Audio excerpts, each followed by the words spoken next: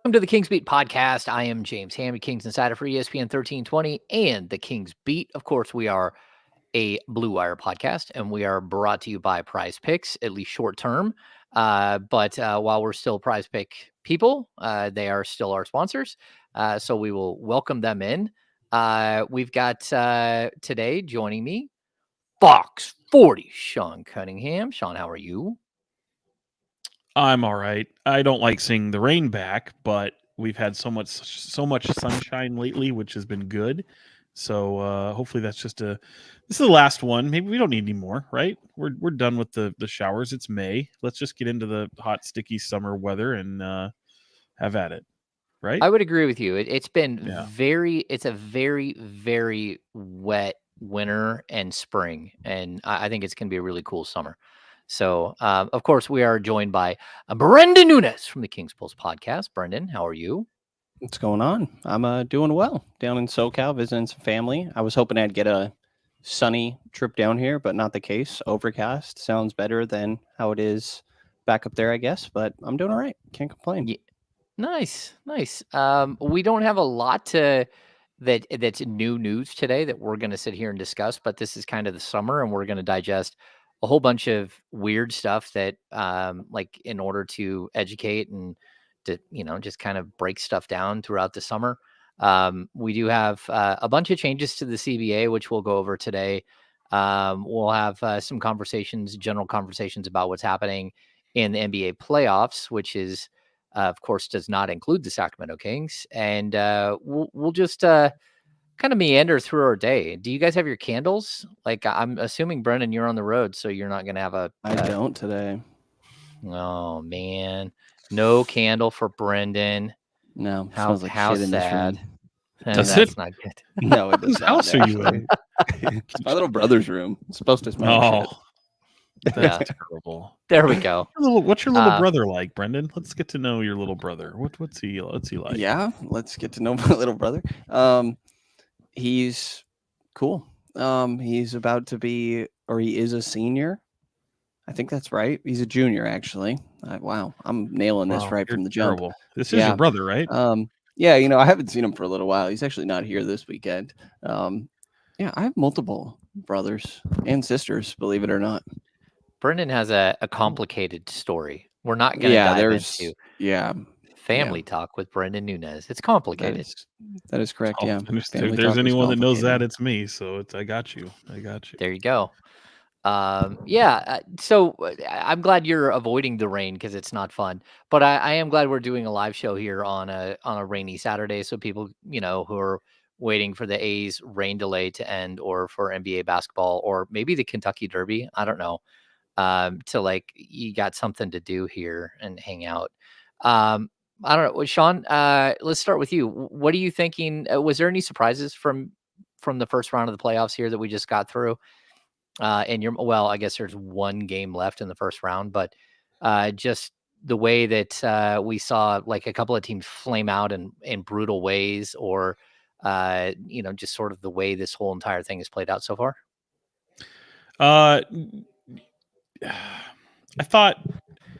I think the injuries are probably what kind of bubbles to the surface most, and I think people are going to try to rack their brain as to, you got into the postseason where it mattered and people were hurt, and look at what the regular season's doing to impact the playoffs and get the stars out of there and whatever. Like, draw this correlation to the fact that the regular season is disrupting the playoffs, and I just think it's nonsense. It happens every year. Some years are worse than others, but I mean, the NBA has always been a long regular season and the playoffs are a grind. And I think similar to what the Kings did last year, which is practicing a lot, kind of puts you in a better position to kind of hold off some of these injuries and things of that nature. So I don't like seeing the injuries in the postseason, that all being said. And I think if there was any surprise, it's really just the Pelicans and how they weren't able to get a win at all in that series, which means that despite all their success this season and how it correlates to the Kings, they end up with the same amount of playoff wins as Sacramento did. Oh, yikes. That's tough. Brenden, what do you got? Yeah, I'd say I think the biggest surprise is probably the Indiana-Milwaukee series, but it definitely comes with a caveat, obviously, because of those Giannis injuries, Dame missing a handful of games. But Indiana's played really well. I think they're an interesting case study for a team that is just all about their offense and the pace and how much can that correlate to the postseason. I think they're going to hit a wall with New York. I think the Knicks are really good. That New York and Philly series was maybe the best of the first round and really as entertaining as it gets. Outside of that, I mean, not all too many surprises. I think I thought that Phoenix would have put up a little bit more of a fight against Minnesota, even though I thought the T-Wolves would end up taking that one. I didn't think it would be as convincing as it was. I thought that their Phoenix's mid-range game would sort of be a little bit of a potential advantage there, and that didn't end up panning out at all. And those guys didn't really find ways to click. But I think for the most part, it's kind of gone as expected outside of that Milwaukee series, which has a large part to do with those unfortunate injuries. Yeah, I think the injuries, like Sean, I kind of disagree with you. I think there are way more injuries this year. I mean, because let's just like we got Jimmy Butler, who went down. You got Kawhi Leonard, who went down. You got Zion Williamson, who went down right before the playoffs. Then you have the Dame injury and the Giannis injury, and I'm sure I'm missing. Well, you've got Joel Embiid going out there like an absolute warrior, trying to play through not only a completely trash knee, but also he gets Bell's palsy.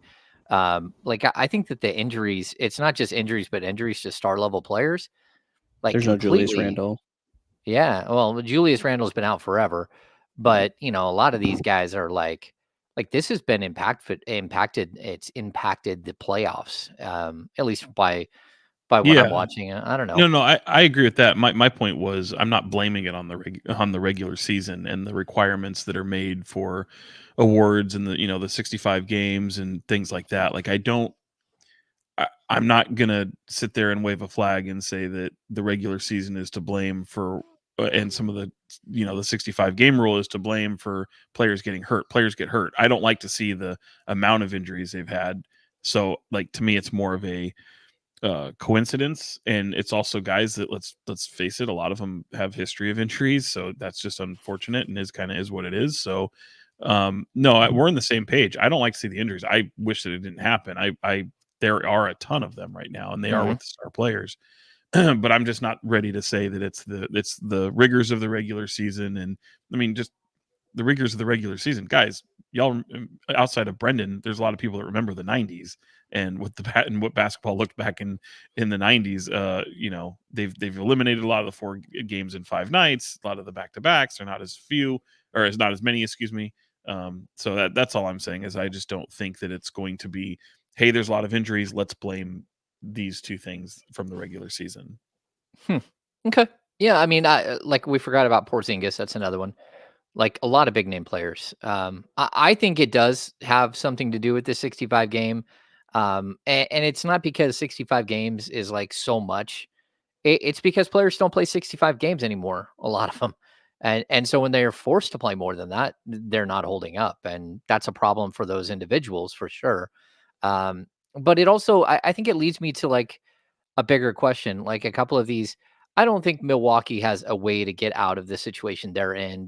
They can still maybe bounce back. They can say, "Hey, look, this year we got injured, and we'll have a better shot next year when maybe we make a couple of tweaks and we come back like better prepared and healthier." That of course comes with caveat that Damian Lillard will be like 35. But then there are these other teams that like I don't know what you do if you're the Phoenix Suns. I don't know what you do if you're the Los Angeles Clippers because I think both of those teams are in weird cap space situations or they're kind of at like the end of a run for certain players. And I think it's going to be a lot different when we get to next season. What are your guys' take on sort of? I mean, we saw Matt Ishiba from the Suns come out, the owner of the Suns come out, and 26 other GMs would trade for his entire roster and his salary cap situation and his draft pick situation. And he's just like flat out not right. He's factually incorrect. There are not 26 other teams that that would trade places with his group at all. I think that they're in a bunch of trouble. And I think the Clippers are in a bunch of trouble because now they're faced with, what happens with Paul George? What happens with Russell Westbrook? Like, how long can you try to piece this thing together with a guy like Kawhi Leonard, who just doesn't end up showing up when it matters? And, again, he can't go. And so, where are you guys at with these, like the teams that are kind of, it feels like coming to an end? The Phoenix one specifically is interesting to me because I kind of think what Matt Ishbia said, like from Sacramento's perspective, I might rather have Phoenix's situation. Like it is still Kevin Durant, Devin Booker, and Bradley Beal. I know they didn't mesh very well together this year, and their draft pick situation going forward. Like I get it, but the talent on that roster is phenomenal, and it's a tough thing to gauge how much you want to put into the first year of them being together. A lot of injuries throughout the course of the regular season that didn't really allow that big three to get a lot of reps together. So I kind of understand the logic of maybe try to run it back there and see if a little bit more continuity or running a different style. Like there was some rumors of Kevin Durant maybe not loving the style that they ran and maybe switching things up. Like I do think that they're in a spot where they could bounce back. The Clippers are interesting as well. I think that if Paul George, seeing how those extension conversations go, are going to be an interesting part of this. Like you look at Philadelphia, who's going to have max cap space this offseason. And you could see it, by the way, in watching Philly, that they just did not have the depth out there. And that was kind of what they were willing to do this season in order to clear up some cap space this offseason. And, PG would look great there or some other spots as well. And if they lost him, I think it'd be a significant step back. But if Kawhi's playing like that, I think they could very much still be in this thing. I do think that both of those teams still are in fairly promising spots moving forwards, like that they still get to borderline flirt with contention, I feel like. Yeah, and the Clippers especially. And this was the first year where since they had, made some of those moves, particularly with Kawhi and Paul George, that, you had the benefit of both of them together for majority of the season, and it kind of bared fruit, especially from like December through February. I mean, they were the hottest team in the league at most for a good portion of that span, and I think they won 26 of 31 is what I read during that stretch. So, and all those guys were pretty much available. So they're about to move into a brand new arena. They've already locked up Kawhi Leonard, which is what you probably had to do, and it was unfortunate that he goes down. But Paul George looking at free agency, and you've got a lot of guys that are on that team that I feel like they've got more flexibility. But in terms of Phoenix, like for me, with the one thing with Clippers, man, it's like maybe it's just me being biased, but do you really need James Harden? And I know the philosophy. He's not under there. contract. You don't need him in elimination games. Right. And I know the philosophy there, which is if you're going to have somebody like Kawhi Leonard, who is hard to rely upon to be a guy that's going to go with longevity and play a lot, then you need to have a lot of people around him to essentially get you through the regular season. And that's fine. I get that. But I think there's some other people outside of James Harden that might be more reliable. And I think he's going to, James Harden's going to go for money as he always does. So that being said, though, I do feel James Harden is happy in the situation that he is with the Clippers. And I don't think you've been able to say that for a greater part of his last 5 or 6 years. I mean, I'd almost argue going back to maybe the Kevin McHale led Rocket days is maybe the last time we've really seen him truly, truly happy with the scenario that he's been in. Maybe in moments and spurts, but throughout an entire season, this looks to be the happiest he's been. So I could see him wanting to stay there. I just don't know about him long term for the Clippers. And then with Matt Ishbia in the Suns, if he's the owner and he's putting all the money into it, so if he tells me there's a lot to be excited about, I'm going to believe him. And I do, much like Brenden, would bet on the talent, but Kevin Durant's also at 35 years old. He did have a tremendous season. They're going to keep Devin Booker locked up for a very, very long time, but does Bradley Beal make the most sense at this point? I think there's a lot of question marks. Certainly they don't have much room to with their draft stock. So their biggest issue to me was quality depth. And so yeah, you can bet on that big three, and maybe you move one of them and try and create some, break up their big three and find some guys that can trickle into the bench a little bit to give you some depth. But yeah, there's a lot of teams that are gonna have decisions to make, and I think there is a changing of the guard. But I think we're also in here. We're live here on May 4th, and we're not even into June yet. We're not even into the draft yet. So there's so many things that can happen so quickly. And once again, it's always a question mark with the Warriors. I think you can add some new teams into that this year. I think the last show we talked about the Pelicans and what they do, but look at Minnesota. Like, Minnesota right now is going to have a lot of money tied up. You've got a max player in Anthony Edwards. You got two more that are making $100 million. Luxury tax and aprons and all that thing is going to come into play. I know they just experienced a tremendous amount of success. They also have some ownership drama that would be worthy of a reality TV show right now that I'd love to watch. I don't know what type of team they can bring back next year, but more specifically the year after next. And I know there's going to be a lot of money coming into these teams. So yeah, man, it's going to be very, very interesting to see what happens, because I think there is going to be a lot of movement this summer. Yeah, I think there's going to be a lot of movement, but I'm just going to point out, like, first of all, Kevin Durant played, like, he averaged 37 minutes a game this year. They're, as of right now, they're at $205 million in dedicated salary for next season. That's without Royce O'Neal. No one in the NBA is taking 3 years and $160 million of Bradley Beal. So are you going to trade Devin Booker? Because I don't think you can trade the big three. No, they're not trading Booker. They're and gonna, I don't think they're trading Durant. So, and you can't trade Bradley Beal. So there's no way for that team to improve. And like, we're going to get into like some of the nuances of the new CBA. The nuances of CBA is you can't trade a player if you're over the apron, and if you're over the second apron, which they're way over the second apron, you can't trade a player and take back more salary at all. Like, so if you have a $6 million player, you can't take back a $6.1 million player. The only way you can do is go backwards. And not only do they, all of their draft picks are tied up as of right now, they're going to start losing draft picks because they can't do anything because of the, because they're going to be repeat offenders, and they're going to start losing draft picks. Like, the only thing that they're going to be able to do is sign minimum scale guys.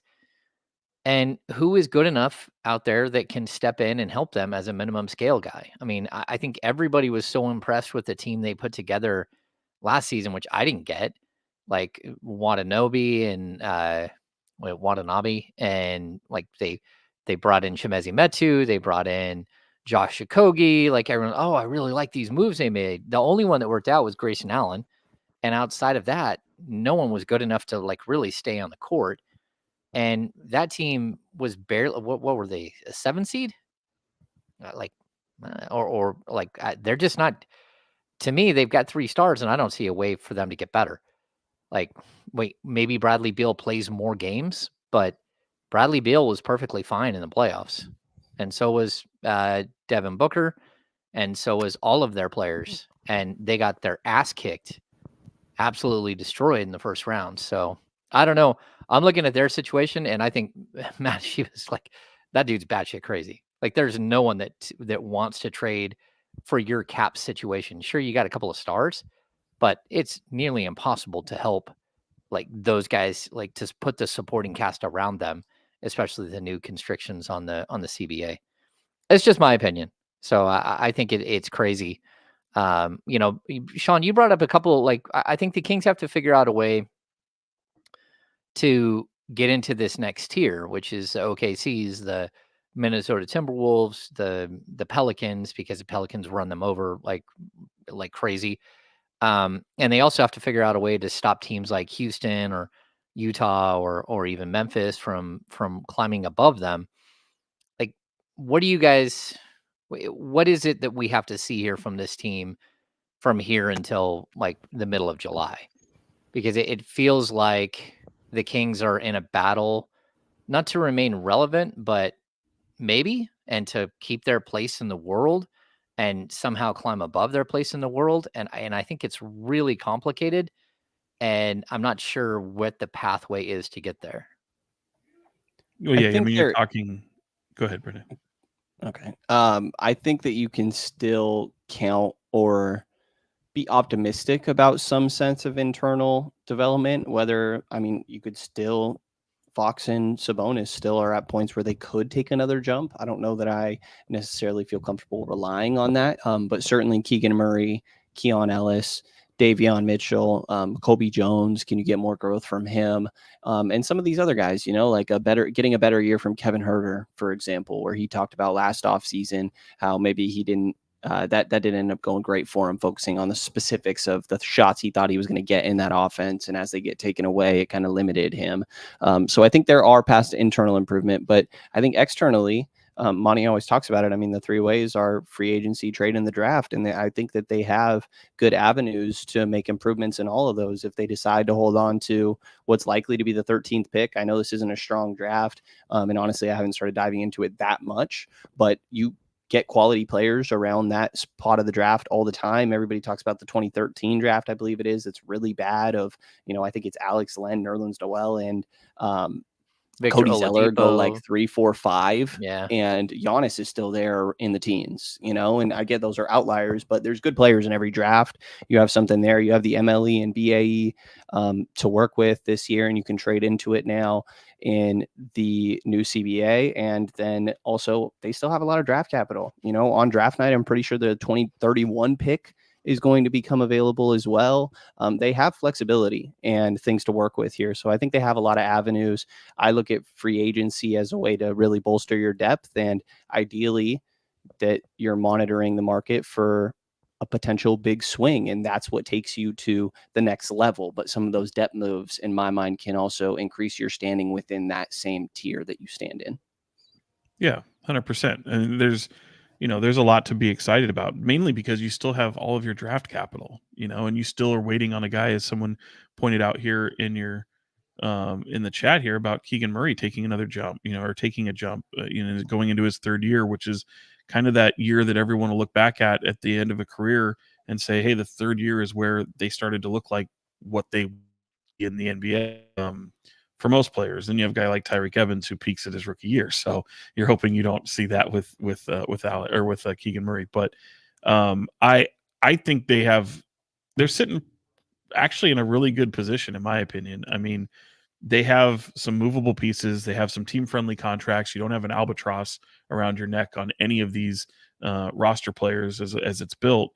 You still have all of your draft capital, and you haven't really moved any of it except for obviously the one that's got the handlebars to it to go to Atlanta for top 12 protected, I think it is, next year.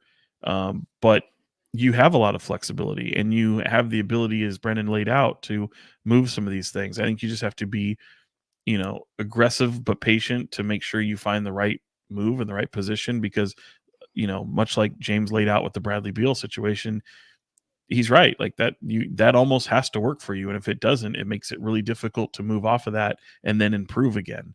So they're in a position where, if you're talking about how do they leap into the likes of where New Orleans and Oklahoma City and these teams that are kind of making their ascension, as opposed to some of these other teams that maybe are coming down, I think the Kings are kind of right in the middle, and they've got a roster that they know is pretty good. They know that they can be better, certainly, but very similar to last season from a wins-loss standpoint. And New Orleans, if you want a bright side, is only 3 wins better than what the Kings were this season. Obviously, Oklahoma City finishes with 57 wins, so there's a lot of maneuvering that has to happen, but I feel like they're still in a really good place, even if it doesn't take place this summer. You situate yourself in a way to, maybe, obviously your biggest question mark will be Malik Monk, but from a trade standpoint, you can make trades at any point of the year, really, up until that deadline. So I think there's a lot of flexibility that they'll have, and they just have to identify the right move. Okay.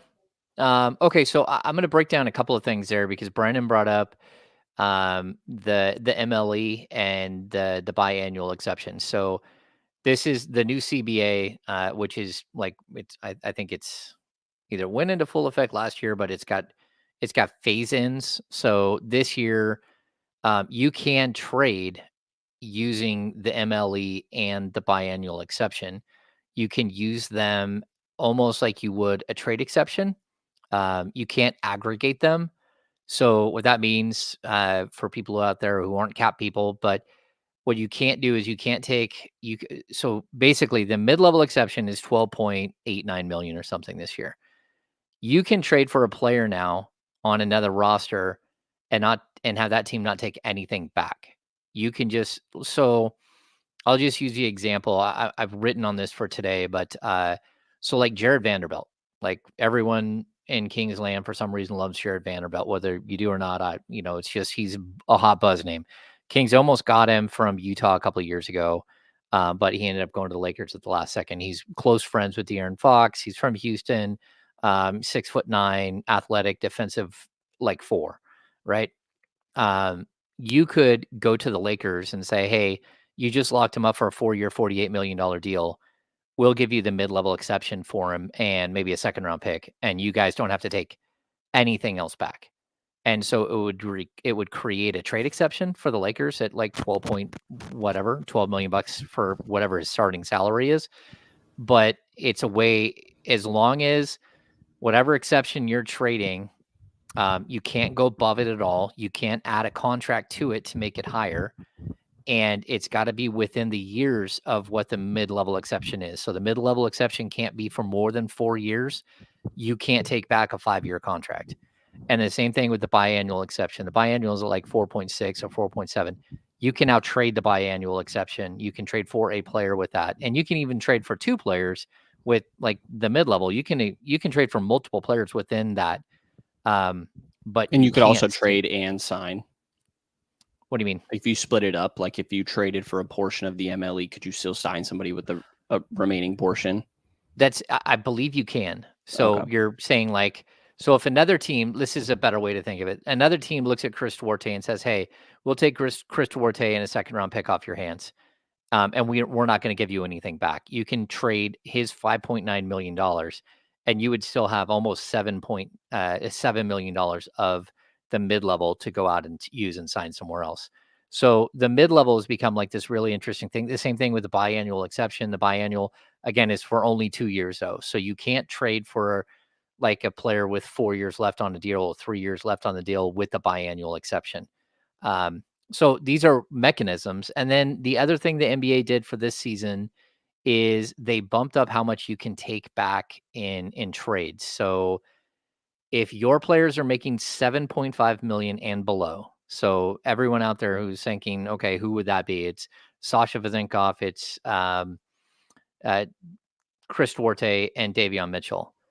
In the new CBA, you can trade those players and take back twice as much as their contract plus 250,000. So again, Davion is making 6.5 million.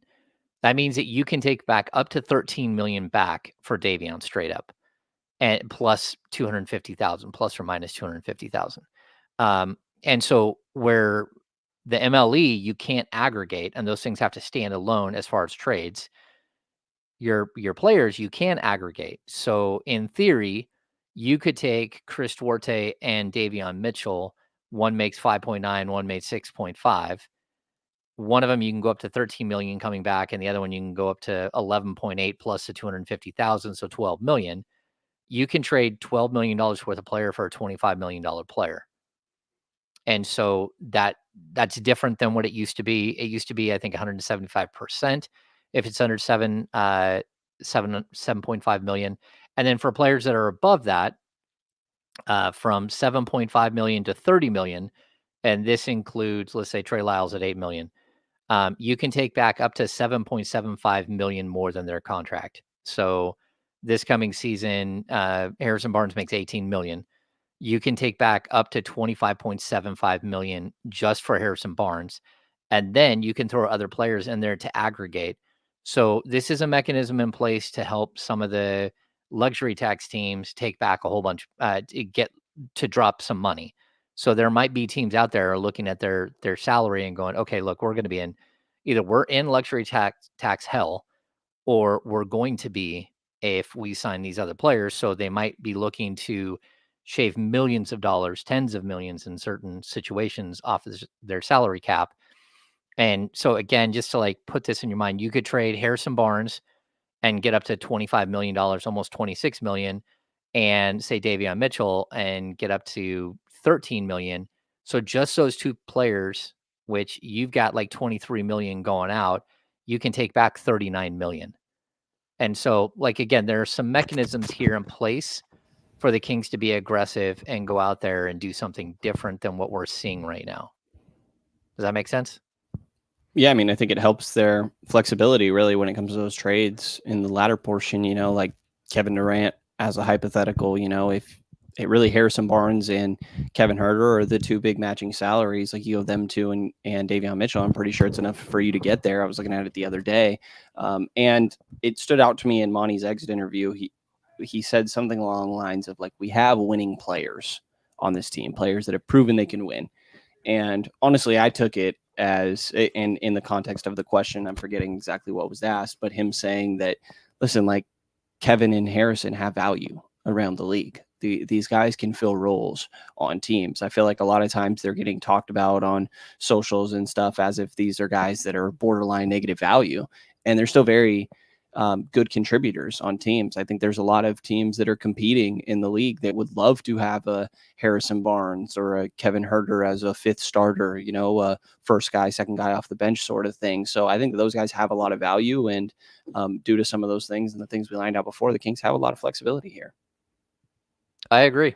Yeah. I don't know how, like, what they're going to be able to get. Like, who knows? Like, we always talk about these players that we think are available, and again, we're going to see the Brandon Ingram stuff heat up all day long because Ingram is a player that already it looks like they're going to try to go to Trey Murphy and maybe invest their money there as opposed to giving Brandon Ingram a massive extension. And he's entering the final year of his deal, $36 million owed this year, but then he's going to expect 200 plus million starting next year. Well, not next season, but the season after. So there's some issues there because you would be trading for a player who's not under contract after next season, but that's going to be a player, and you're going to see, I think teams that are falling out of the playoffs right now are going to be looking to shake up their rosters. Like, how do they get to the next level? And so I think that they're always, like what Sean's point earlier, it's so early. It's just May, right? There are so many things that are going to happen between now and like mid-July that we just don't know and we can't predict. And I honestly think that there's going to be a way for the Kings to make a lot of noise. And it's just whether or not they're going to be able to pull the trigger or whether they're going to be able to talk somebody into being a dance partner. The other thing too is like with just how the playoffs play out. I know we're just about to wrap up the first round here.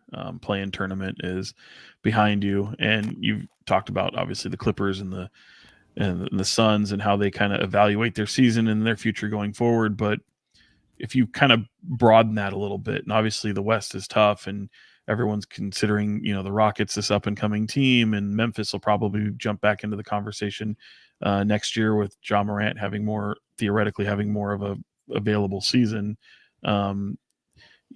It's interesting to see the success in the playoffs this season. And let's say a team like Denver is to get bounced by Minnesota here in this round, hypothetically, if that happens. Like, how does that change maybe the calculus of how they look at their team going forward? They've been very patient, and obviously they have a championship to show for it. But even kind of looking even beyond that, like, Philly just hit the offseason, and what do the Knicks do with Julius Randle? Because they've been able, they haven't really had him all year, and they've been able to look like a solid upper echelon tier team in the East. Miami has decisions to make. So I'm kind of identifying some even teams that are already out, but there are teams I think you can look at that are still remaining into the playoffs and wonder, what does a second round exit look like, and how does that disrupt things? I don't think Denver's losing to anybody. No, I was using an example. I think they're going to Yeah. remain as is. Yeah, I think Philly's an intriguing question too, because Philly has for next season, they have Paul Reed and Joel Embiid under contract, and no one else. Tyrese Maxey is like a $6 million cap hold. That's it. Like they are going to have all kinds of like money to go do something crazy. Like I would be shocked if they didn't make like a really big run at Paul George, and if they didn't make a run at like a handful of players. So I don't think Tobias Harris will be back. I don't think, most of the team that we saw this year, even like Buddy Hield getting traded there at the deadline, I don't think any of those guys are coming back. I would be shocked. I think they're going to have an entire reboot. So and then you mentioned Julius Randle. Like the Knicks are going to be players because the Knicks have the assets to go make another big move, and they have the contract in Randle to go make another big move. And I don't know, maybe Randle is the piece that they need, but I also could see them going, yeah, he's not. And them going and chasing a Brandon Ingram or chasing a Paul George, like one of these other big moves that would help them, especially with all the draft capital they have. And then, there's San Antonio that has interesting cap space. I think Orlando's an appealing situation with a clear hole at the shooting guard. And OKC still has a whole lot of flexibility. In a lot of these deals, I think the complication isn't making a respectable offer. It's how do the Kings, top these other teams? Because typically I feel like a young player is going to be involved that's pretty intriguing in most deals. And it's, I guess it depends how teams feel about Davion Mitchell. And it makes me wonder, I think Keon Ellis probably has some really good, or I'd imagine has some solid trade value around this time. And I could also see this being the most he could be valued because it's still 2 years left on his deal.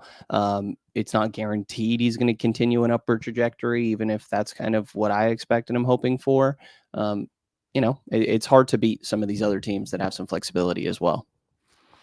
Yeah, and I would caution people out there because I know everybody wants Vivek to spend more money, and I always I agree. Vivek hasn't ever spent a luxury tax, but he also hasn't had a roster that was ready to spend in the luxury tax. And I don't think he's ever shied away from the fact that he would if it came down to it. But we're in a situation where, look, you can't just say, hey, go get player X, Y, and Z, and this thing is going to be great. Because the fact is, the Kings are already right now, they're like $152 million in dedicated salary for next year, which is $10 million over the cap. If they have the 13th pick in the draft, so that puts them up another 2 million, so 154. If they sign, uh, if they're able to get Malik Monk to come back, that literally puts them at the luxury tax. Like the luxury tax is 172 million. And so the task at hand is how do you operate in that situation? And for the Kings, you have to operate in that situation understanding full well that Keegan Murray is, he's cheap for 2 more years, but then the extension kicks in. He's going to get an extension, and we don't know what the level of that extension will be right now, whether he's a 20 or he's a $30 million player. We don't know. But we do know that he's going to be a whole lot more than $8 million, which is what he makes right now. And I bring this up because it's the same situation that Orlando and OKC are in, right? Orlando, like they can go out and spend like crazy people this summer, but they really can't because Franz Wagner is 1 year away from his extension, and Jalen Suggs is like 1 year away from his extension, and Paolo Banchero is 2 years away from his extension, and they have to be smart about how they use their money long term. The same thing with OKC. OKC's already got Shea on a max money deal. They've got Lou Dort on like a reasonable but pretty high, like $17-18 million a year. They're going to have to pay Jalen Williams. They're going to have to pay Josh Giddey this summer. They're going to have to pay Chet Holmgren. Just because Chet didn't play his first year, clock was still running. He's 2 years away from his extension kicking in. And so that's like all of these players that you're looking at, or these teams that you're looking at who are building organically, they have to play it out a little bit more. They can't go out and be silly with their cap space because they have a bunch of high end talent they're going to have to pay, which is kind of where a team like Minnesota is. They're in cap hell a little bit because of Gobert, but they're also in cap hell because Cat was their pick. Anthony Edwards is going to get paid. What's his name? Jalen McDaniels turned out to be much better than anyone thought, and now he's making $20 million a year. Naz Reid is making 16-18 million bucks a year. And you can look at that situation like if they're not a contender, they're not going to break even. And that's where they're kind of heading. And the new restrictions on not only like these aprons that they put in, which I think the first apron is $6.5 million above the luxury tax. So it's like 178 million.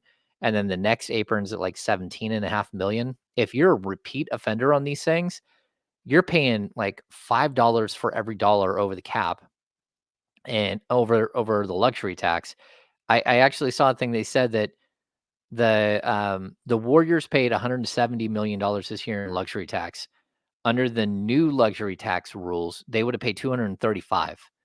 So it's a difference of 65 million additional dollars. And that's for a team that already outspent the Kings by 240 million between salary and luxury tax this year.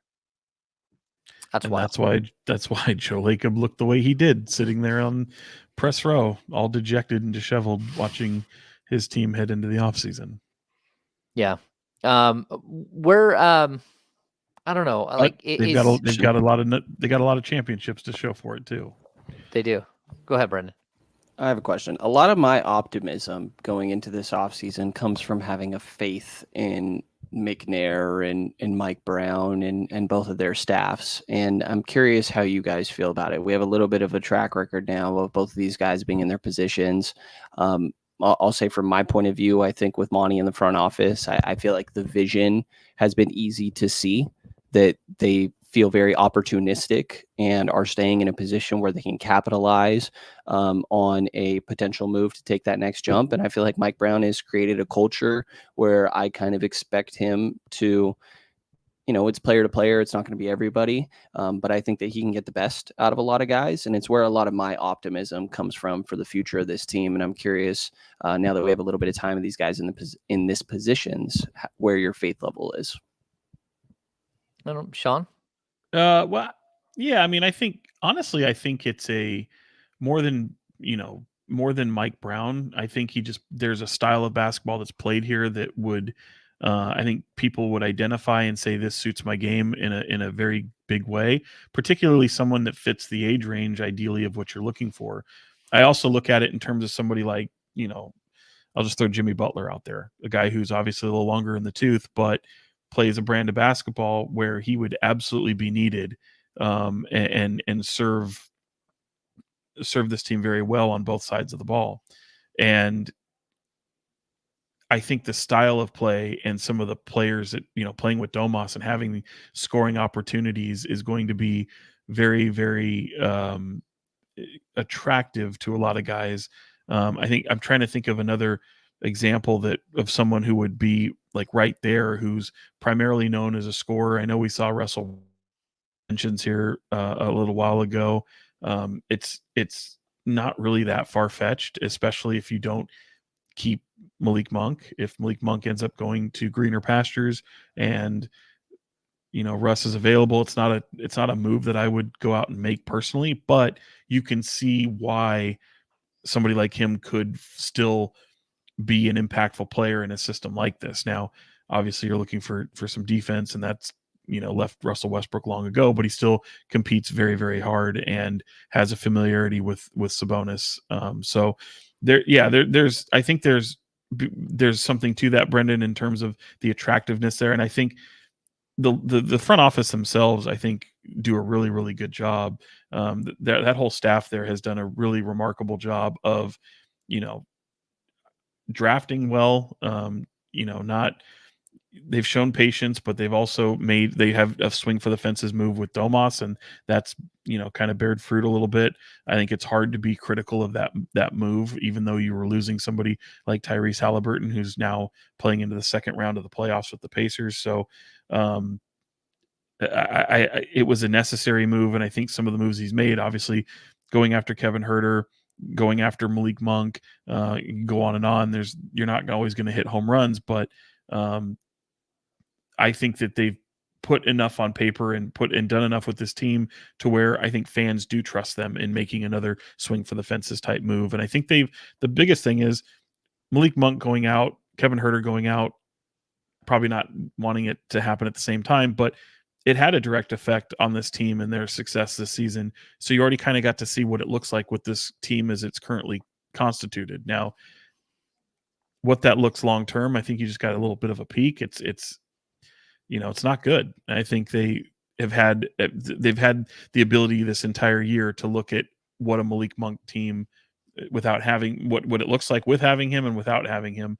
And I think they've been able to, I think they know what they can do if in fact he leaves, and they've had a long time to think about that if that becomes a reality. I don't think they want that to become a reality, but if it does become a reality, I think they know, I think they're prepared to do what's necessary to go out and try to replace him. Yeah. Like, look, I think that Monty and Wes have done a quality job of building a team. Even like last offseason, I think even I have been guilty of saying, well, they didn't do anything really substantial last season. But they did. They locked up Domantas Sabonis long term, and they used their cap space to do that. And they brought back Trey Lyles and they brought back Harrison Barnes. As far as what they did outside the team, yeah, like JaVale McGee didn't work out. Chris Duarte didn't work out. I don't think either of those guys would be back on the roster next season if the Kings have their way. Um, but I also think that there were moments during even this season where things weren't working, and I would have liked to have seen them be more active and try to switch things up. Um, but at the same time, like, continuity is a big deal, and it's something that this franchise has fought forever. And so I want to see what they've got up their sleeve right now, because they plateaued. And we always maintain and improve. I believe they came close to maintaining. And I think the only reason they didn't maintain and match their win total from last year was because they had 2 injuries down the stretch that cost them. Um, but I also see, like, the clear path to improvement, and I don't think it has to be, again, it doesn't have to be Brandon Ingram. Getting Brandon Ingram would be great, but, I think you can make strides by doing, like, lateral moves that people maybe aren't thinking about. But, like a move like, if you could find some way to get Bobby Portis from the Bucks, if Jared Vanderbilt's 100% healthy and he fits, like, there are other moves that may not raise your overall talent level, but they fit better and they help you move forward because of the fit. And that's where I kind of look for this summer. And then, the other, like, we haven't really discussed it all that much, but the Mike Brown situation, I hope, gets rectified very quickly.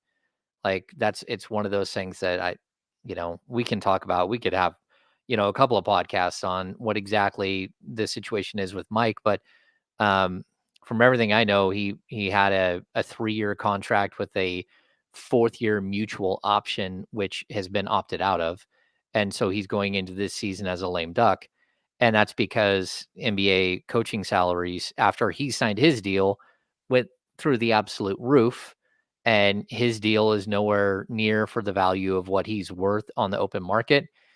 And so the Kings are going to have to figure out whether he's their long-term answer and pay him this summer, or whether they're going to allow him to go into this season and it become a distraction. And I think that would be a horrible mistake. So I'm It would be a as far mistake. yeah, I'm pro Mike Brown. Like, again, he's in, of coaches with 500 wins or more, he's like top 10 all time in win percentage. This is a really, really good coach, and there could come a point where you could say, well, he can't get you over the hump, and he hasn't won the big one yet. And it's like, okay, but there are so many coaches in NBA history that we can say that about. I mean, pretty sure Rick Adelman never won an NBA championship, and he's in the Hall of Fame. And there are a lot of great coaches that don't win, but the Kings aren't even remotely close to that. Like, No, being a no, they're team that not. has to make a move because a coach can't get you over the hump. They're not there yet. They're years away from that. So I would like to see that being one of the other things that's taken care of, even right now. Like, take care of it now before you get into the other situation, so everybody knows exactly what it is that's moving forward here, and we don't have that question mark hanging out. In my opinion, and look, if you have Mike Brown, there has given people plenty to be happy about, and has also been given plenty to be critical about. And my point is, if he's not your guy, then you fire him immediately. You don't let him go into a lame duck season in Sacramento. And I say that because he's very much a part of the continuity that you're building. Okay. And he has to factor into that. And if he's not the guy that you feel is right for this team right now, then you just let him go right now. You don't let him go into a lame duck season. the reality is there's like 3 people that represent all the NBA's head coaches and assistants and things of that nature. You can't send the message of we're not going to extend you after being a coach of the year, and then if you finish 2 wins less and it's a different Western Conference, maybe you didn't take the strides you wanted.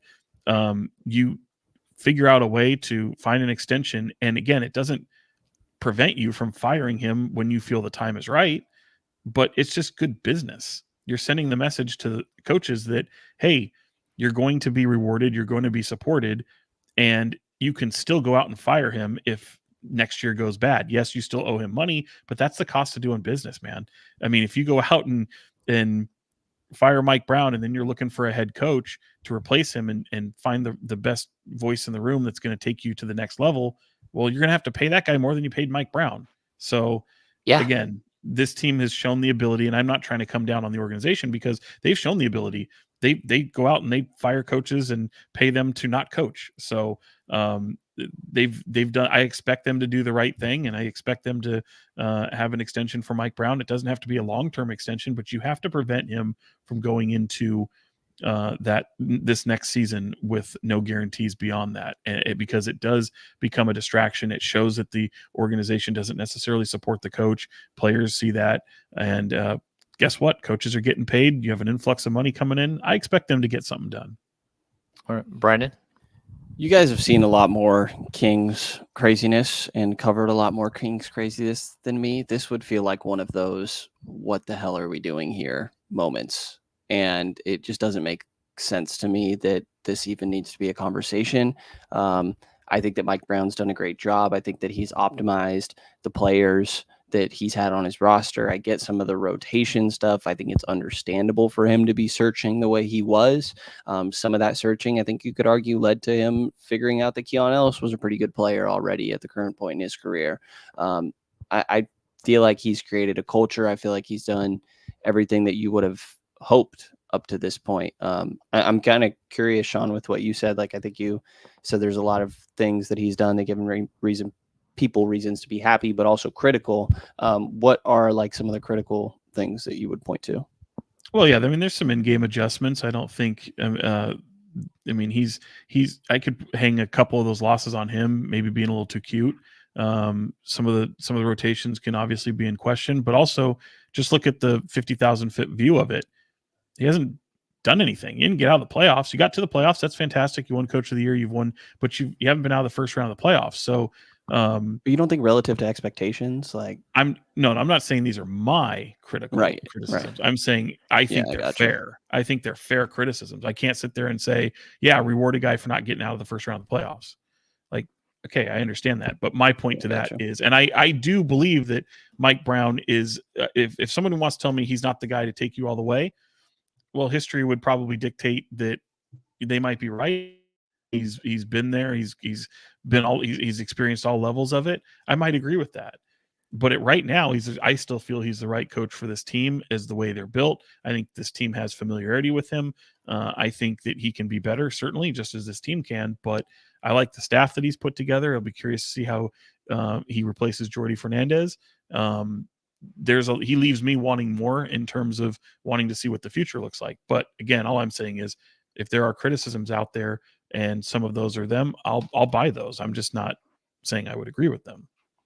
Yeah, and as far as like, I would like to criticize a coach, but like, it's got to be warranted. Like, you have to have a roster that can compete. Like, if you can say, well, he made this move and he should have made this move. It's like, I don't think there's anyone on this team that he didn't give an opportunity to, and that he also, like, he kind of tapped out like almost every single person that you possibly could. Like God bless Kessler Edwards, but like, what are we doing? Kessler Edwards like may or may not be in the NBA next year, and we can say the same about JaVale McGee.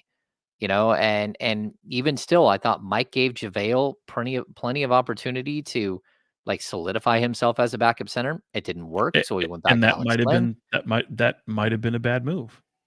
That might have not been a smart thing to do. Well, yeah, but I mean, at the same time, I think he's still like, he gave something a look. When it didn't work, he went away from it. And like we got to a point though where there was nothing else to do. Like there was no other player that you could go out and say, "Oh, all right, he didn't." I mean, to Brendan's point, you gave Keon Ellis an opportunity. That dude was on a two-way contract until February, and then next thing you know, he's probably your starting shooting guard next year. Um, and a lot of that's on Keon. It's also on the development staff and everything else. So, and to also to your point, Sean, I think he's built a great staff. And when your coaches are getting hired for head coaching positions like Jordy Fernandez did, that's a good thing. And I know Luke Laux is moving up to the front of the bench, from what I know. They're going to bring in some other back of the bench guys that might be different, some back of the bench people that might be different. But at the same time, like I think we're going to see pretty similar coaching staff. Like I think Jay and Doug and like those, it's a good staff. It's a diverse staff, and they've got guys that are up and coming who could be head coaches, like a Luke Laux, even like a Doug Christie, learning on the fly and learning, how to run a team. He'll be doing the summer league this year. I think there's a lot to be positive about with the staff, and I think the Kings would be foolish not to extend him and take care of him now, especially with their long history of not keeping coaches and firing them. And just another, like Jamal Mosley, he got a like a starting salary over $7 million with Orlando as a first time head coach. That's where NBA coaching salaries are at for rookie like head coaches, for guys who have never coached before. And so for Mike, like 10 million is probably a minimum. That's probably the number that you got to start at, and maybe even a little bit higher when you look at his success in the NBA. And that's a guy who can coach in the league forever, doing other jobs outside of a head coach. It doesn't have to be in Sacramento, but it's got to be the right situation for him too. And I think I've said it before when we've talked about it, but I would worry about it being the first domino. I don't know where his head is at, but I would worry about De'Aaron Fox. At what point does he think that this has been too much? How much turnover has he dealt with? And now you finally get some consistency. Harrison Barnes was talking about it in the exit interviews, how important or the value in having this continuity, that, it's not like we're changing the front office and the coaching staff again. He said something along those lines. And he has been in the league a long time. He knows the value in that. He's also been in this organization for a while and seen, more head coaches than I have. That's for sure. And A lot. There's value. It doesn't make sense to me. I don't even think it needs to. I don't think it should be as complicated as it seems to be. I also wanted to give Harrison Barnes a, are you sure? like yes, you didn't see it last season, but in this season, I was like, oh, it's only May or only April still as we talk to you. A lot could happen. That could be a shot, though. That could be him saying, "Hey, let's make sure we're doing the right thing here." Right, and then this be the year he ends up on a different team. No, totally. And to Brendan's point there, I think the Fox dynamic is probably much bigger than people are putting in, our understanding. Like De'Aaron has always been a hands-off guy, but over the last couple of years, he's become more and more hands-on when it comes to like being part of the discussion.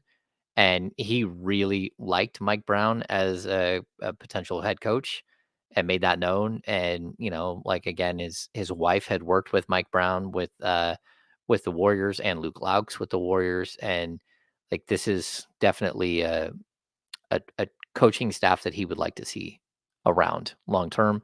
And he's coming up for extension. Like, he's extension eligible this summer.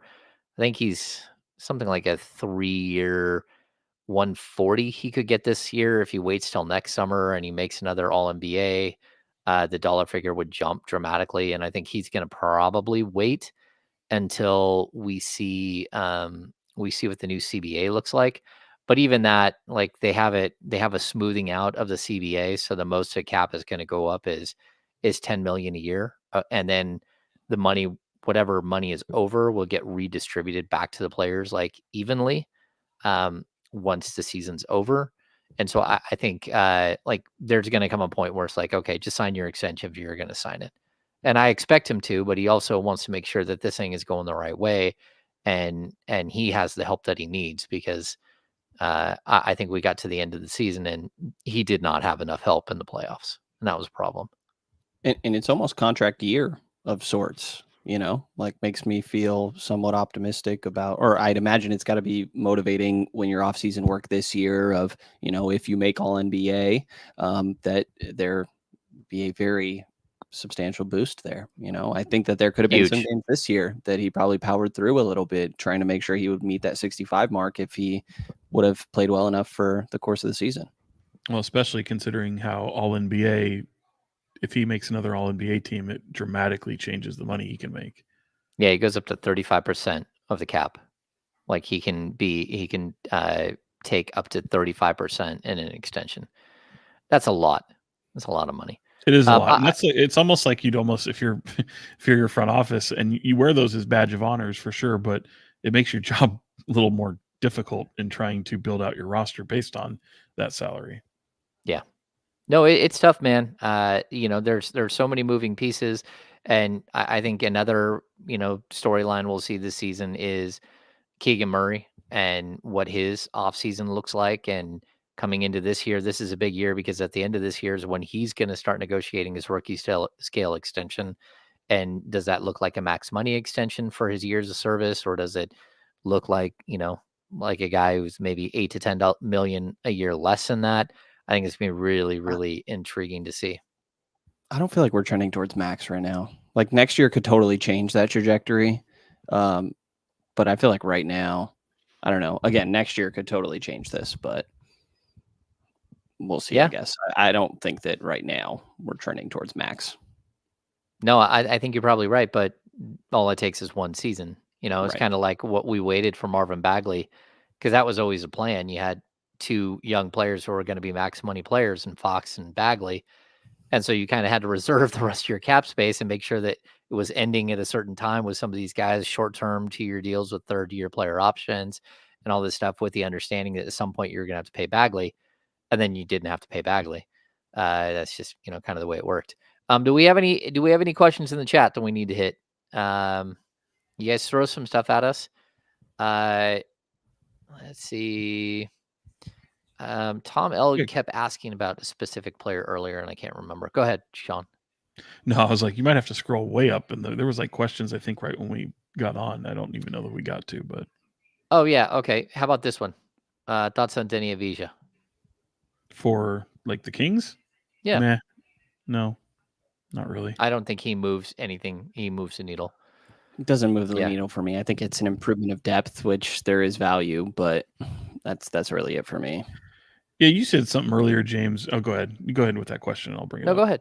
I'll pull it up. So you said something earlier, like with the the type of move that can be made in the summer, and I think you said something like Bobby Portis, and maybe it's another kind of tertiary move or a Vanderbilt, something like that.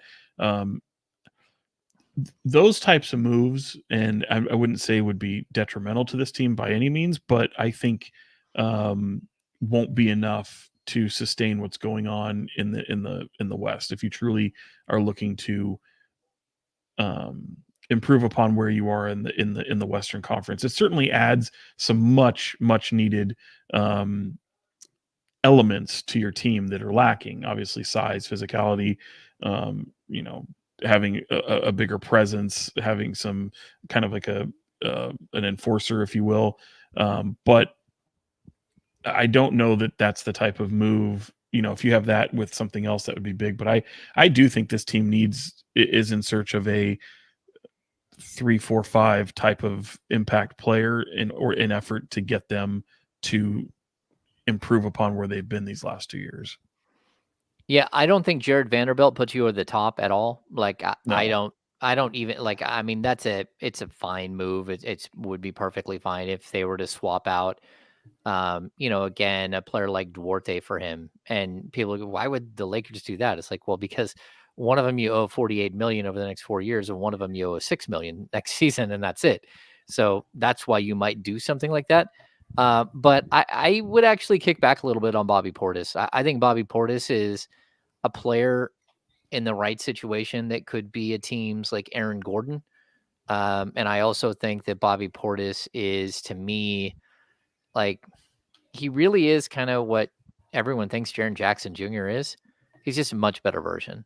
Like, he's not a toilet paper soft version of it. Like, the fact that he like one of them won the defensive player of the year, but man, I'd much rather have a guy who shoots 41% from three, who doesn't have to take a bunch of threes, who actually rebounds, who plays with physicality and toughness and is a good team defender and can block some shots.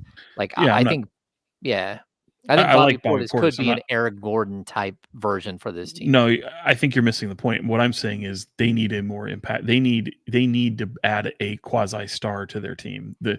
In my opinion, and the only way this team makes that type of leap that they're hoping to make is if Keegan Murray becomes a star, or they go out and find another piece that's going to contribute in a super impactful way as a 2, 3, 4 best player on the team. I guess my That's my follow-up point. would be, do you think they could make depth improvements this offseason and still wait to make that big move? 100%. Yeah. 100%. Yes. But and that's what I kind of couched it as, because again, you could take this all the way to the trade deadline. There are ways to do that. Trades you can make at any point, but I also think it's going to be a hard sell to say, here's your team, here's your 2 people you added, maybe you keep your 13th pick, whatever. But I don't. I feel like your path to greater success than you had the last 2 seasons, doing that way and not making a move like that, make it very, very. It's a treacherous path, if you will. I think it's a much more dangerous path. No, I get you. I just think that like the Kings are at a point where adding a player like that to me would buy you another year of Keegan Murray developing, and then would be really, really good for you for another 3 or 4 years. Where I think he would fill a lot of voids on this team that they just have right now: the length, the athleticism, the 3-point shooting at the big position, the ability to play the 4 and the 5, the ability to play alongside Sabonis. Like I still think that the Kings need to find that player, and they're valuable pieces. So I don't know how you're going to find that player, but that's for me, one of the biggest points of improvement. And getting someone with a personality that doesn't mind shoving somebody down. To me, that's another aspect. I don't like Denny Avisha is perfectly fine. That was one of the questions. Thoughts on Denny? Just to clear that one up, I just don't think he's a needle mover at all. Like as of right now, he might become that, but he's never won like any games at all. Like he's on a bad team, and that usually has bad habits. And I don't think you want to be the team that tries to fix that. You might be the team that tries to clean it up afterwards, after he's already fixed it and become better. But that's just my opinion. Brennan, no. Yeah, I think we're going to revisit at some point Mason Plumlee conversations, which I know is Sean's favorite topic here, or more specifically James's. But, I think that backup center is an interesting thing I'm kind of monitoring here. Alex Len and JaVale McGee, both free agents. I guess quick question for you, James. Sorry, I'm throwing this towards you at the spot, but I don't believe they have Alex's bird rights. If they were to bring him back, do you have to use a portion of the MLE or BAE? Do you know? No, you're going to use him. You're just going to give Alex. I mean, at this point in Alex's career, he's a Vet veteran minimum. minimum player. Okay, Yeah, so he's right. going to make 3.2, whatever his salary is. It's a veteran minimum for his years of service, which is like 11. Gotcha. And hey, like Alex Lynn, I think like easily could be back next season. I And think bringing him and getting another big could be smart. do they not have his bird rights? I I don't know. don't think they do, because I believe it was just last year in this. I think he's just a straight free agent. I have it here. Yeah. I was looking at something. It wouldn't matter either way. Like he's going to get a veteran minimum, and you would sign him after you do everything else. You would just do it with the understanding that he's going to sign. But here's another question I would add.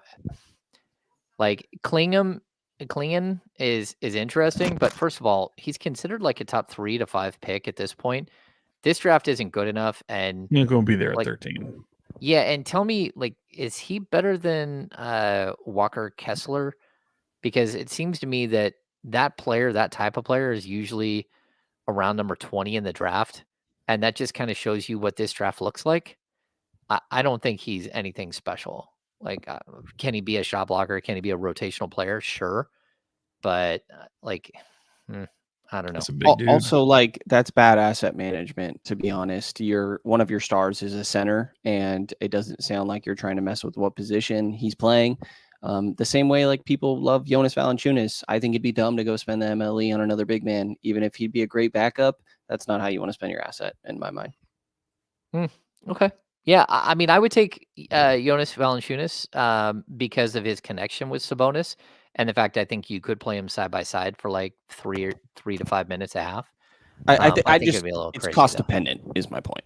Yeah, no, I'm with you. I'm with you. Like, I'm not giving him a bunch of money, and he's older. He's a lot older than people think at this point. Um, can we somehow get quickly? The answer is no. No one's trading Emmanuel quickly. I'm pretty Yeah, quick. Especially for that. Why would Toronto want that? I don't know. Like, you're not going to be able to get him. I don't think. Do we have any newer questions? Because most of those were older. Can't. Drake Yeah. or Kendrick, Sean? Oh, stop! Come on, it's I'm, not. I'm Kendrick with you too here, just so you know. Yeah, Not this again. hasn't. This Got wild, right? This week? No, it got wild. No, last night you had 2 diss tracks come out. Where it's like Again? Got wild last night.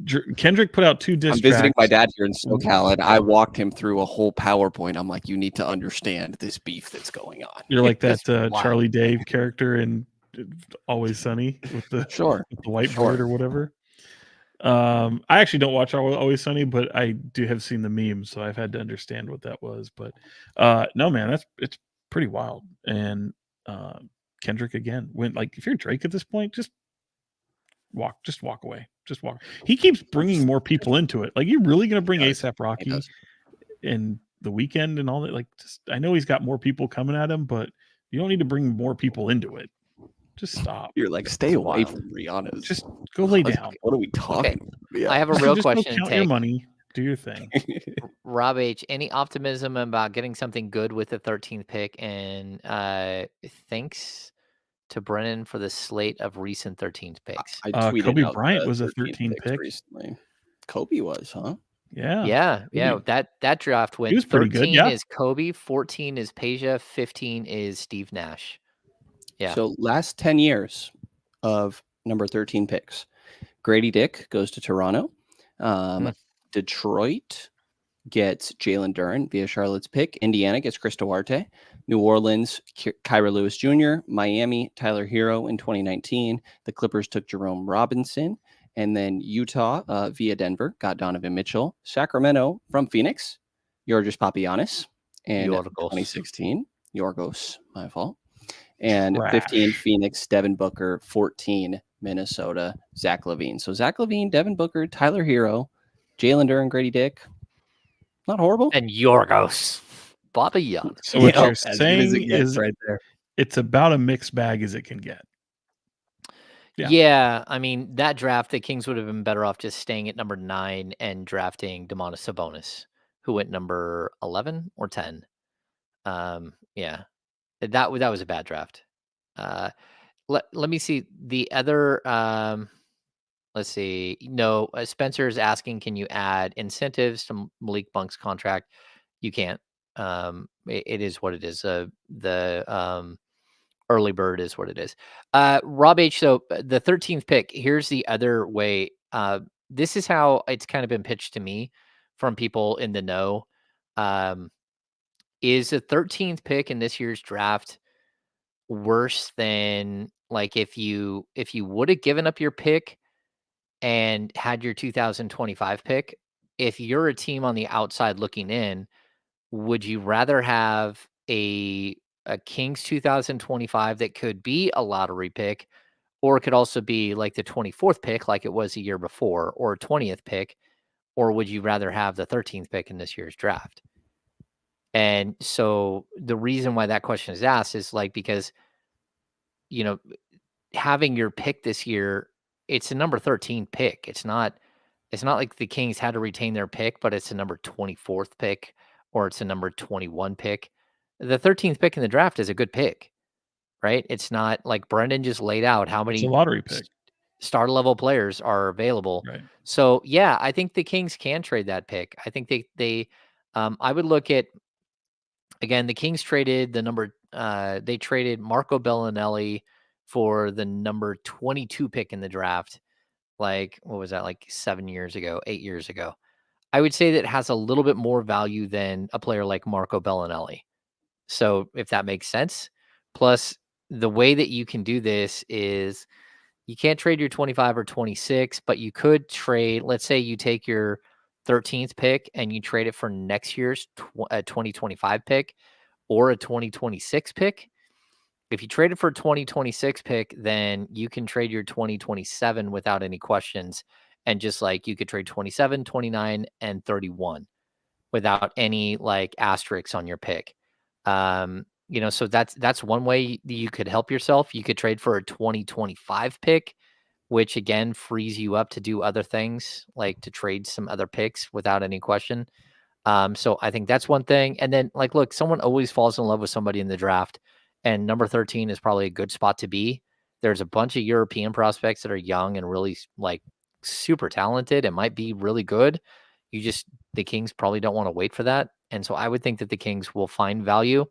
Plus, there is a way where you could trade the your 13th pick, the 2027, the 2029, and the 2031, and basically give somebody 4 first-round picks still. And you could throw 2 swaps in there too, right? Yeah, you could throw pick swaps in there on top of that. Yeah.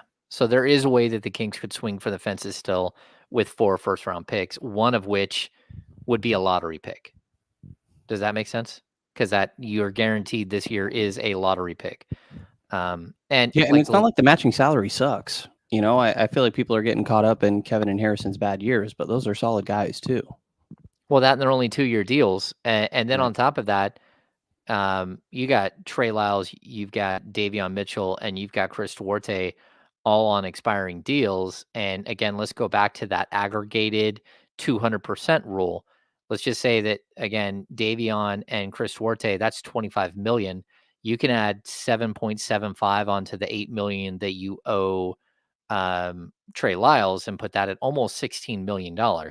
So if we put those together, now you're looking at $40 million in players that you could go get. So is there a team out there that might want to trade $40 million worth of players, even if it's 2 players and you're taking back like a crappy salary on one deal and then a really good player on another deal, but packaged in the same trade? That's possible. Like there's all kinds of things that the Kings can do still. Yes. Okay. Well, I think we're just about ready to wrap this thing up. Do you guys have any final thoughts?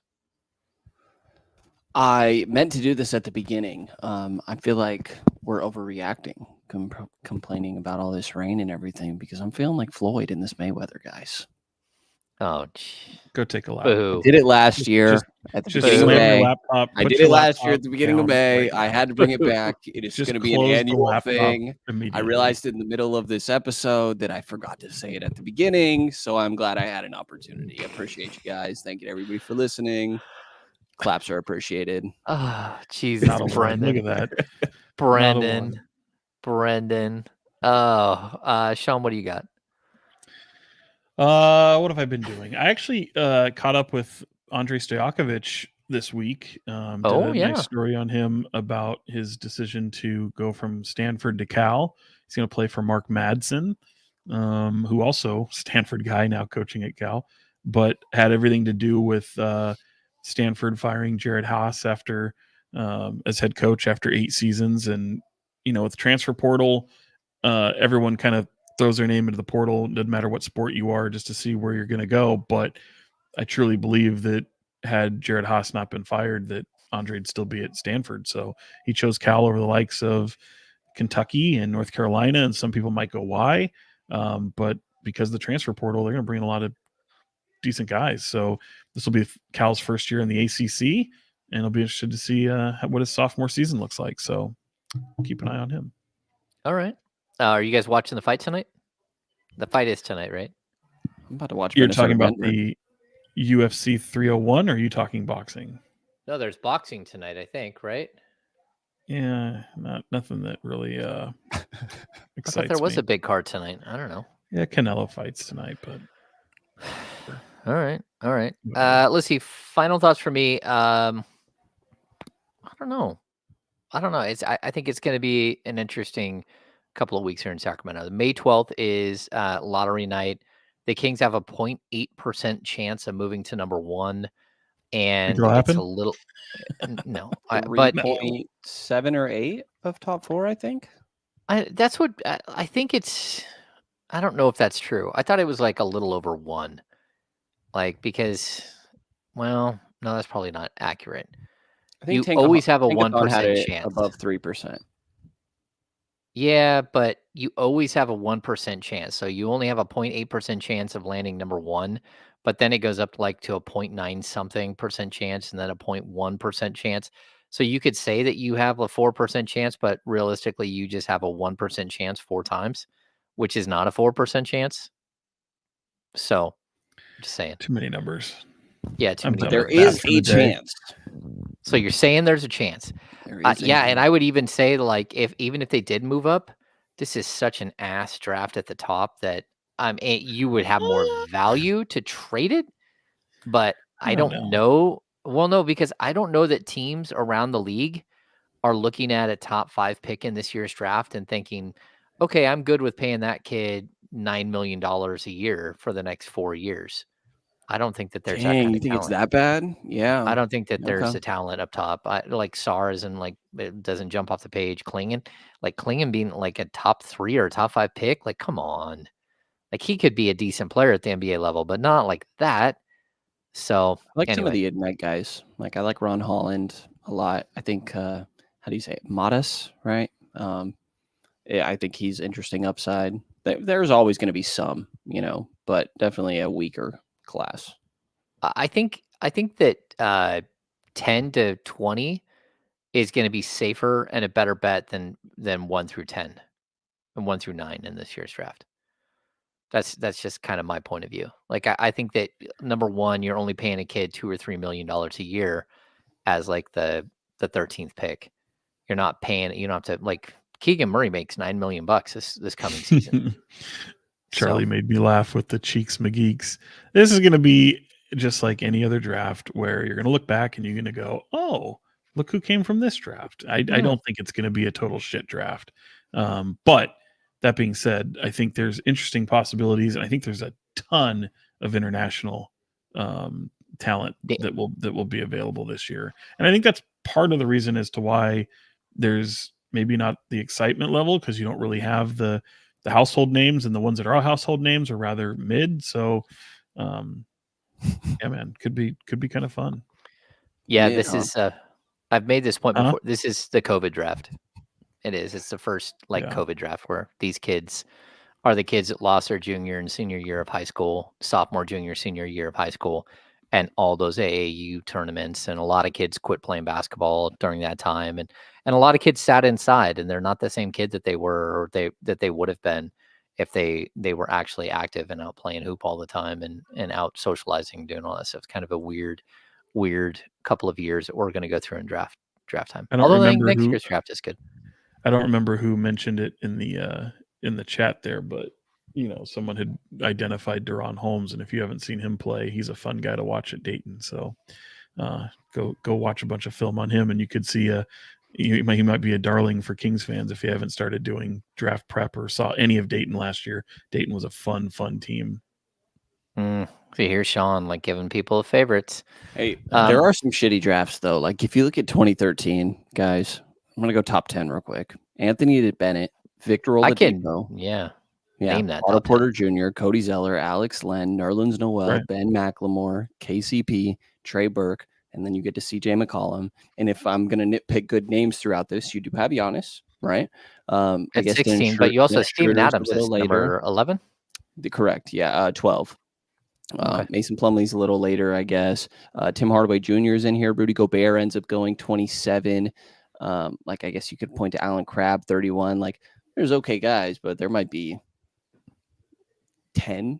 It's probably single digit NBA guys in here. And there are some shitty ones. This is what I'm saying. But if you remember that year, there were people that were really excited about that draft. That's the clunker of it. Okay, This well, is they one were where- excited, but there wasn't a consensus number 1. And when Anthony Bennett was a number 1 pick, everyone was like, wow, how did that happen? And you remember Ben McLemore was supposed to be a top 2 or 3 pick. Right. And when he fell, that's why the Kings were drafting CJ McCollum until Ben McLemore fell. Well, They tried to Ben move up was for Nerlens too. But if you remember too, it was like a Scala BCR thing. Ben was more projected to be number 1 before he ever stepped foot in a college uniform. Mhm. And once he stepped foot in a college uniform, he didn't do himself any favors, and that's when he slipped. But still, people bet on the talent. He still went high, whereas Scal went a lot lower than what happened. But yeah, I mean, it's funny to look at hype around drafts. You're right, no consent, and sometimes when there's no consensus number one, it makes it even more intriguing of a draft because people think that they can, get a win anywhere, as opposed to, well, this guy's the consensus number one. He's overall far and away the best player in the draft. Yeah, I definitely think that, like, even last year's draft, there wasn't a consensus number 1. There were 4 guys who could go number 1, though. Like, everyone thought, like, it was a really, really, it wasn't consensus because everyone at the top was really good. Like, the top 6, 7, well, I'd say the top 5, but, even, you start getting to the Dyson Daniels and the Benedict Mathurin and all that stuff. Like, Keegan's draft had a really, really strong group of players. Where it's like, And hey, also, there's not a consensus, but there's a bunch of really good players. might as well give our yearly warning. Don't look at fucking mock drafts as God fact. damn it, unless I write it. No, do not. They are Nope. they are just food for thought. They're someone's opinion. It's based off shit they're hearing. Do not look at mock drafts as if they're factual. They're not. No, they're propaganda. One season I hit the top 11, like in my last mock. Top 11, I was Did you right. get a medal for that? What do you do? Hang I it did. on your I got a refrigerator? gigantic medal. Said you were effing awesome. You were awesome. I think we should do a mock draft episode. It sounds like Sean's all for it. Oh God. Sure. My money has the Kings not selecting at number 13. It's funny, man. I was having a conversation to do at a bar one time about a player. I don't remember who it was. He goes, "Yeah, but he's not in any of the mock draft 10." And I was like, "Dude, what do you?" Okay, bro. I just wanted to walk away. Just walk away, Sean. Don't cut him. Just walk away. Walk away. Yeah. Well, nice talking to you. That's right. Fake a phone call. All right. By the way, fake a phone call. Easiest way to get out of a conversation. Oh yeah, you go to your settings, Sean, and you change the volume of your ring. And it will start. Well, yeah. Well, so just keep it on. No, you don't even have to do that. Keep it on vibrate. What are you new to this? No, I'm saying you can fake the ring like fully. You single guys, single guys have these tricks. I'll put you on game, Sean. No, I don't even need that. It's literally just this an answer. I shouldn't show you my phone because it's inappropriate. But yeah, we're okay. It's not. It's been the same screensaver for a decade. Yeah, I might wear that T-shirt out tonight. Actually, I'll be in the streets. Oh, in the streets. Brendan's in SoCal on the corner. Right. He'll be. We have definitely lost our way here. So thanks for tuning into the KINGSBEAT podcast, brought to you by Prize Picks, and we're Blue Wire Podcast. If you guys aren't following Sean's work, make sure you go to Fox 40 and follow all of Sean's work. If you're not following Brenden, you can see him on the King's Pulse podcast with our friend Hunter. You can also follow his work elsewhere, which he posts on Twitter and what's that other one? Threads. Yeah, websites. You can go to those websites and find him. You can catch me Monday morning on the Insiders with my dude Kyle Madsen, Monday through Friday from 10 to noon. So we're going to wrap this thing up. So thanks for tuning in. It's been a fun live show. Everyone be safe for Cinco de Mayo, which is, I think, tomorrow. I'm looking forward. It should be fun, right? Yeah. What's Cinco de Mayo like up in the hills up there? Suspect, but I can travel down the hill and find some hit up Taco Tree's big in Auburn, right? People Taco Tree's incredible, but Taco Tree is not where you would go for Cinco de Mayo. That's more like a local version of Taco Bell. Is just better. Gotcha. Yeah. So, all right. So for Fox 40, Sean Cunningham and Brenden Nunes from the King's Pulse podcast, I am James Ham, Kings Insider for ESPN and the Kings Beat. We'll see you next week.